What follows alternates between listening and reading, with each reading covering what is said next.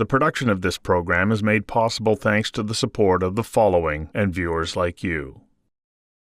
Campaigns require a combination of a deft touch and brute force, says Kareem Allam of Fairview Strategies. They're an art, definitely not a science. Words of wisdom from a seasoned campaign strategist who has guided a host of candidates from newbie, neophyte politicos with a desire to contribute to their communities to elected representatives. Every candidate, every campaign, every jurisdiction is different, says Allam. There is no one-size-fits-all. In fact, campaigns are a complex and fluid space in time where the dynamics of the polls can turn in favor or against a candidate based on one bad quote or a smear. I tell candidates there are no guarantees with any one strategy, says Allam. Door knocking, pamphlets, Burma shaves, walking the streets of the community, town halls, debates, radio, newspaper, TV advertising, and yes, social media. They're all elements that Allam prescribes. And then there is the candidate and their appeal. Allam continues, charisma, or lack of it, is an intangible, like it or not. I invited veteran campaign manager Kareem Allam to join me for a conversation that matters about the ebb, flow, knowns and unknowns of running successful election campaigns. Kareem, welcome. Thanks for having me, Stu. You know, in that long list that I had there at the beginning, I was wanting to say, well, and then there's money.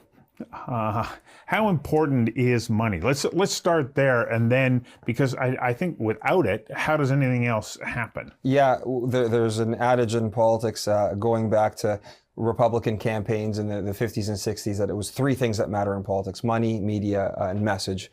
And money pulls them all together. The last municipal election, yes, I got a lot of credit for winning that campaign for Ken Sim and ABC, but it was really our donors and our fundraising team that enabled the full execution of the strategy. We were able to outspend all our competition and really sort of surpass that media lens on the campaign and go straight to the voter by leveraging CKNW and other Province Sun ads, Facebook, Twitter as well. So getting your message across requires money. Hiring good talent requires money. Producing good materials requires money. Money is almost everything. Okay, so what's interesting about that, especially as we're rushing into a provincial election in British Columbia right now, we've got one political party that is so new that they don't really have their business side set up. So you have the money, but how important is it that you're also set up in a legal structure or basis to be able to accept that money and open a bank account? Well, that's just it. Money does enable infrastructure, these database systems that we employ, but even just the speed at which you can respond to things in the media. I just want to touch on one thing in your framing that was so critical in understanding this provincial election. Never in history will we see a greater discrepancy in political war chests than this election here. The NDP has won the fundraising battle 16 quarters in a row. For 8 years, every single quarter that they've reported to Elections BC, they've raised more money. The Conservatives, their best quarter was the last quarter. The NDP in that quarter raised 2.2 million. The Conservatives raised 1.1. So we're looking at probably a $30 to $40 million war chest for the NDP and a $4 or $5 million war chest for the Conservatives. It will make a difference. Money's not everything. There are campaigns, and you could use that old analogy of the NDP. It's that big battleship. It takes a long time to roll around, but when it does, you know, you don't want to be on the receiving end of those guns. But the Conservatives have that ability to be that little speedboat and have the ability to turn on a dime. But yeah, money is critical. The infrastructure that the money supports is critical in terms of hiring staff. Pulling together a team in campaigns is one of the hardest parts about being a campaign manager. It's unlike any other organization you ever work for. When you're working in a company, you know, HR, and there's better people to talk about the importance of chemistry and ethics and culture. In a campaign, you're setting up an organization that you know will not exist in 2 or 3 months. And you're pulling people with different experiences that might not have ever worked together before. The longer the time you have to work with these people, the more everyone can settle in the rhythm of their areas of expertise, the better it is.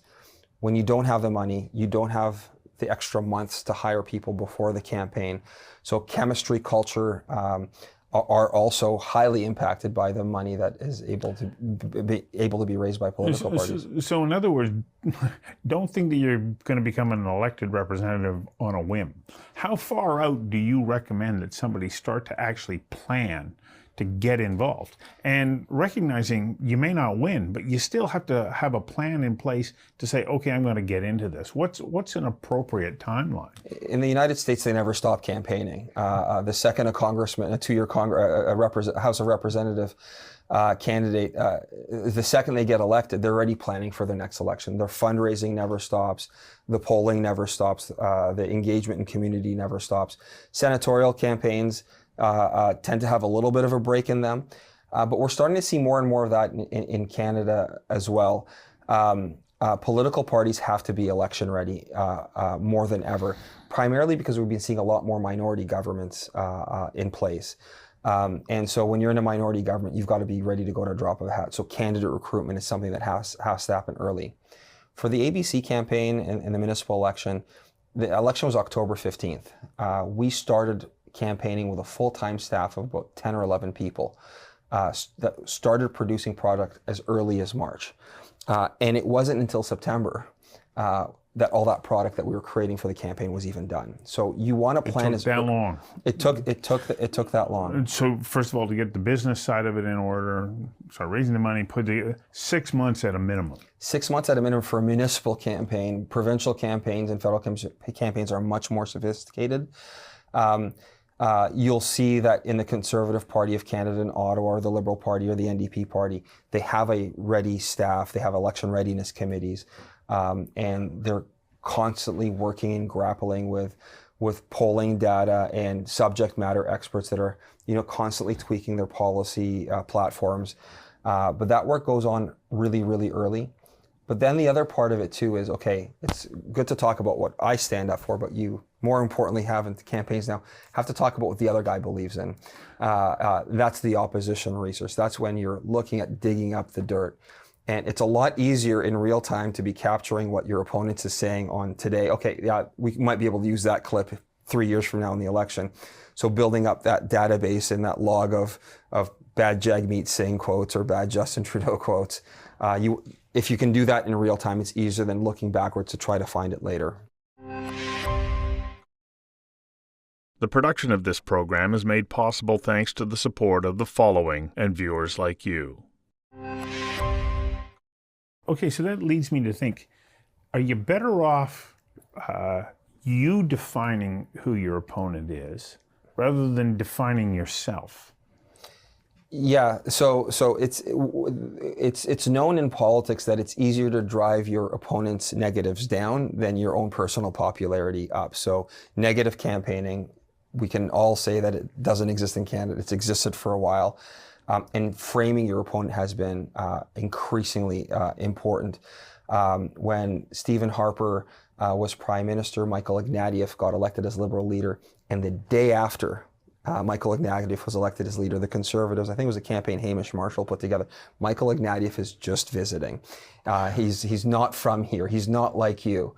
And that campaign went on early, and it set in very, very quickly. A tremendous amount of money went behind that campaign. It set in. People genuinely believed it and accepted it. And by the time the Liberals got their feet underneath them, it was already too late. The candidate was branded, and no matter what Michael Ignatieff could do, he couldn't win. So defining your opponent is critical. We're seeing some of that in the early days of this campaign. Yesterday, the NDP released some footage of John Rustad on his views on COVID, and then again, they followed up today with another one. So defining your opponent has become increasingly more important. How, as a candidate, then, do you defend against that? You've got to have a really strong sense of who you are personally, a strong sense of your convictions, and high or low, be able to look the press gallery who are very, very, very, very savvy individuals themselves that can really smoke out someone who's not genuine in their viewpoints. But you have to have that conviction to look them on and say, this is what I believe in. This is why I said these comments, and I'm not backing down. Ducking and evading has not really been a good strategy for any politician in any generation that we look at. Well, I've had sort of this sort of long-standing view of people when they come under fire, feel like, oh, okay, I have to defend myself against that, and then they step back from expressing what they actually stand for and what they're good at. So I can understand why somebody says, okay, I'm going to try and define you and make you defend against that. Because one of the other things that you're doing is, like George Lakoff said in his book, Don't Think an Elephant. That's right. You know, the moment you say it and then you reinforce it, well, then that's what you're saying. Don't think about an elephant means that you got to think about an elephant, not to think about an elephant. So I'm going to bring this up and I'm going to make you defend against it to drive it into the minds of listeners and viewers. But then how do you go, okay, but hang on a second, I got a whole bunch of positive stuff that I want to tell you about me. Yeah, so sometimes the best defense is a good offense, and a couple of good examples that are current to municipal politics. So one of the things that happened in the last municipal campaign in Vancouver was I woke up one morning, I go into the campaign office, and I noticed that there's a memo from the city staff to all the councillors about road pricing in the city of Vancouver. And so I took that memo and I turned it into a fundraising email, and the amount of money we raised from that, the city of Vancouver is looking at road pricing. They're thinking about bringing in a road tax, and the amount of money we raised on it was, oh, okay, I think we might have an issue here. We get in the field, we poll on it, and next thing you know, we're starting to now produce campaign material, stop the road tax. The only person that was talking about the road tax the whole campaign was Kennedy Stewart. We baited him into this debate, and he said, oh, I'm not bringing in a road tax. Trust me, guys, I'm not bringing in a road tax. The second a politician says, trust me, you've lost the debate. The right way for Kennedy to have responded to that is if he came out and said, well, the reason why Ken Sim is attacking me for road taxes is because he doesn't believe in climate change. Ken Sim is a climate change denier. I'm just using that as an example. Ken Sim is not a climate change denier, just for the record. That would have probably had us back off on that attack line. But the fact that he kept repeating the attack that we were leveling against him works. Another one similar is the most recent decision to revoke or get rid of the democratically elected park board. The only person talking about it is Ken Sim, and every time he talks about it, he's reminding people that he hasn't gotten rid of it yet.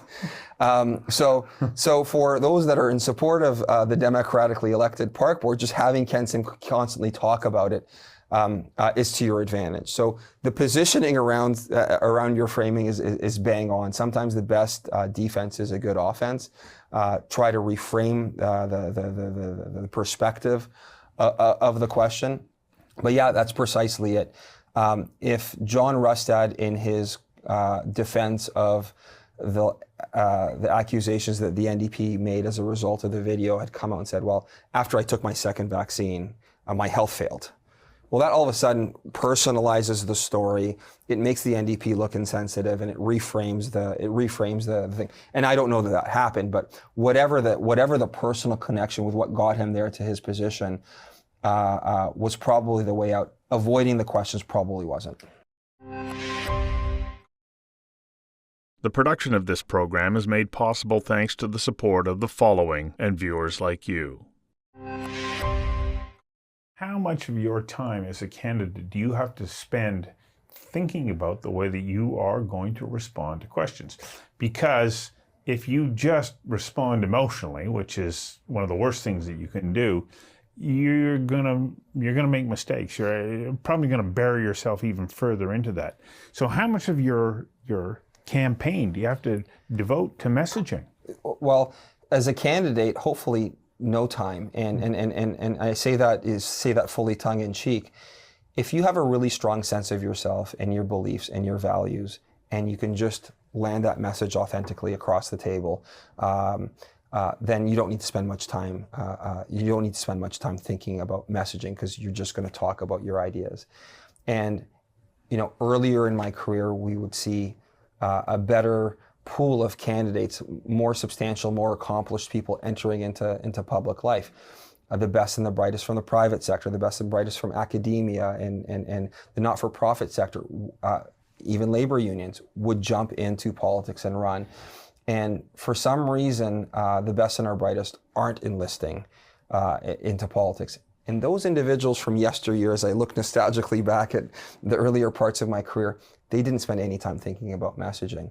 But now, as the positioning is getting more complex and younger, newer candidates that might not have as firm a grasp on the issues or firm a grasp of how they really feel, or might not have the life experiences to really give them that steel and that resolve to really land on an issue a certain way, we're now having to work with them on how they message on this issue that they don't know very much about. And so that's becoming increasingly more important for the communications teams around candidates. We'd sit with Stu if you decide to run for office, and we'd test you on a bunch of issues. Okay, well, boy, he really doesn't get this issue, or he really does get this issue. So let's let him run on these issues, but on these issues, let's tightly message him, or her in the case of a woman candidate. But that's just been a hallmark of what's happened recently in politics. That hasn't been what's happened in the past. The Michael Wilsons, the Brian Mulrooney's, the Jean Chrétiens, they didn't need to be messaged. They had a really strong sense of themselves, but had a really strong sense of the country and the parts of the country and helping them realize their ambitions. Well, each one of those people, especially, let's say, Jean Chrétien, he would be what you would call a retail politician. Yeah. He really was able to go, no, the wind's blowing that way. Yeah. And so how important is it then for the next breed of candidates that are coming in, that they have a seasoned strategist working with them? Well, you know... And I know this is an opportunity for you to blow your own horn, but I can't imagine them being able to know how to navigate the choppy waters. Well, your familiarity with a community, your familiarity with a geographic region, your familiarity with a racialized group or an economic group, that's what gives you the comfort level to engage and understand that group and have that gut instinct of this is not going to land with these people. And when you look at some of the more successful strategists in recent history, particularly in BC, they have been people that have a really strong understanding of the province of British Columbia. Jeff Meggs, for example, on the NDP side. No one understands the labor dynamic in this province better than Jeff. Mike MacDonald, who's Christy Clark's campaign strategist and campaign manager, and then chief of staff. He has one of the most phenomenal understandings of the geographic nuanced differences between regions. I think what I've brought to the table is I get the ethnic and the racial paradigm of the province better. 57% of the Lower Mainland is non-European, so South Asian, Chinese, New Canadian politics. How those issues are going to land with those communities. You develop a gut instinct around them. But then I've also traveled around the province. We used to rely on Jean Chrétien and Brian Mulrooney's personal connections and their networks and their understanding to guide their campaigns. But increasingly, more and more, we're starting to rely on a broader, more diverse group of people around the table to help truth and level set our approach to campaigns. And so it's really becoming much more of a team effort. We used to rely on exceptional individuals, but now the real strength of a candidate is their ability to pull a diverse group of people around them that really understand the different aspects of a country, a province, a city, and really be able to test their team in their viewpoints and make a decision. The production of this program is made possible thanks to the support of the following and viewers like you. If somebody wants to enter into this arena, how hard do they have to be prepared to work on the campaign and then once elected? Because it's a big job. It's work ethic is the difference between success and failure in politics. It's public service. It's not a pathway to enhancing your profile. It's not your pathway to getting board appointments at the end of your career. It is drudgery. It is hard work. We all see the the parts of the political job that, you know, look fancy, these thunderous speeches that you get to give in the legislature and the House of Commons, the cutting of the ribbons at events, the, you know, introducing the Rolling Stones on stage or whatever it might be. But the difference between success and failure is reading those 1,000-page briefing reports that you have from staff, digging into them, challenging assumptions, pulling in people from your network that might be subject matter experts in those areas that report is on, and then asking them for some thought or for some feedback. So your relationships with academia and the business community and all aspects of society, labor, to really be able to absorb those reports. It's easy to go into council meetings. It's easy to go into the legislature. It's easy to go to Parliament Hill and just sign off on what staff recommended. But our system of democracy in this country works because we elect lay people to supervise the bureaucracy. That is the fundamental role of our elected officials. They are not professionals, they are lay people, and they are supposed to be there to govern and look at what the bureaucrats are doing. Going out and cutting ribbons and ignoring the reports, that is a path to failure for sure. I bring up the question because Carol Taylor told me that when she was finance minister, she would go into the lockup with you know, everybody, and she was asked, you know, line by line, and she knew every single item and what it meant. But the amount of work that went into that was remarkable. She had that level of commitment. Is that the kind of intense work that we need to see if we hope to have successful elected candidates and then to have them have a successful term? Absolutely. When I take a look at some of the most successful elected officials, Carol Taylor, Gordon Campbell would be at the top of the list. John Horgan was very successful as well. The work ethic these individuals had to go in and spend an entire Saturday, 13 hours of reading reports, drafting notes, drafting questions. Just think about any financial statement that you would have to come across. Imagine knowing it line by line by line by line, and the level of commitment it would take for you to understand it. And if you don't have that line by line understanding, you don't understand the budget. And that commitment to service to get there is everything. We don't need more politicians that want to cut ribbons. We need more Carol Taylors. Okay, last quick thought here. Charisma, yes or no? Like, how important is it? Because, you know, Premier Davis back in Ontario was known for years, no charisma, successful premier. Bill Vander Zalm, incredibly charismatic. Glenn Clark, incredibly charismatic. How important is charisma? Charisma, charm, relatability, they're all things that matter. Sometimes what we forget, though, and Mark Marison had a habit of saying this back in the Dion and Ignatieff years, that it's not a battle against the almighty, it's a battle against the alternative. So you don't have to be charismatic, you just have to be more charismatic than the other. And, you know, you take a look at this provincial election, no one would have sort of, you know, checked off on their box that John Russet and David Eby are the two most charismatic figures in BC politics. They're not. But they have their own charm and appeal to their own constituencies in their own ways. And so we need to stop thinking about charm and charisma in that John F. Kennedy sense, because there are other traits that people find charismatic today, likability, genuineness, and I generally believe that the two people running for premier have that. And to me, that's more important than the charisma. Is that relatability it's everything now. That genuineness, it's everything now. Kids today coming up from politics, they just can smell a phony from a mile away. I don't think any of these two leaders that are fighting for premier are phonies. They are genuine in their care for the province. They have very different visions, but in terms of that calibration, it's about the same. Well, I think we only just scratched the surface on what it takes to run a successful campaign, but it's a good bit of insight. Thanks for your time today. Thank you so much for having me. It was an honor to be here. Thank you.